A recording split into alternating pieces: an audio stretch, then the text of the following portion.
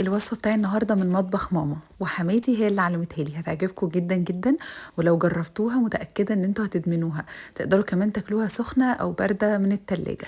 قرع العسل بالبشاميل بطريقة سهلة وبسيطة ومكونات بسيطة جدا، ما فيهوش اي حاجة غريبة، وهتعجبكم جدا. جربوها بنفس الطريقة والخطوات وان شاء الله هتعجبكم قوي. قرع العسل اللي انا استخدمته في الوصفة هو كان موجود في الفريزر، تقدروا كمان تستخدموه فريش. تقريبا ده كان نص كيلو من القرع متقطع مكعبات. حطيته بقى في حلة وحطيت معاه كوبايتين مية، بس اهم حاجة ان المية ما تكونش مغطياه تماما، يعني تكون كده بالظبط. ومن 3 ل 4 معالق كبار من السكر، ونحطه بقى على نار عالية لحد ما يغلي. وبعدين ههدي عليه النار جدا لحد ما يستوي.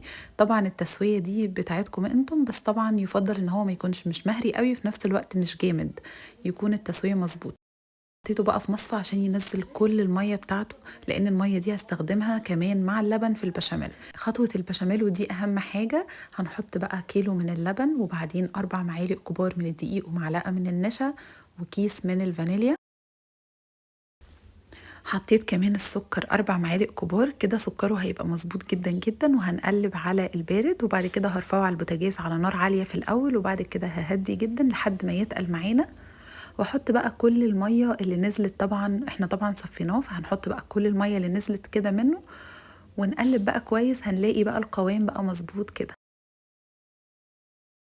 وبقى جاهز معانا البشاميل. طبعا دي اهم خطوه. تقدروا تحطوا مكعب زبده مثلا في الوقت ده، بس انا اكتفيت ان انا احط قشطه على وش البشاميل في الاخر وبس كده. هنحط بقى في قوالب فخار كده صغيره، بتدي طعم تحفه وفي نفس الوقت بيبقى شكلها لذيذ جدا. تقدروا تحطوا كل الكميه في صينيه كبيره، برضو بتبقى لذيذه جدا. هنحط طبقه بشاميل، وبعدين طبقه كده من مكعبات بتاعت قرع العسل، وبعدين طبقه تانية من البشاميل.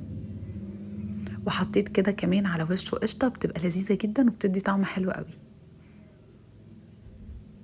ما تنسوش كمان كده تمسحوا اي حاجة طالعة بره في الطاجن عشان ما تتحرقش، وهتبقى شكلها مش لطيف. وكده هندخله بقى الفرن، يكون الفرن سخن على درجة حرارة 180. نحطه في الرف اللي تحت لحد ما الأطراف كده تبدأ تغلي.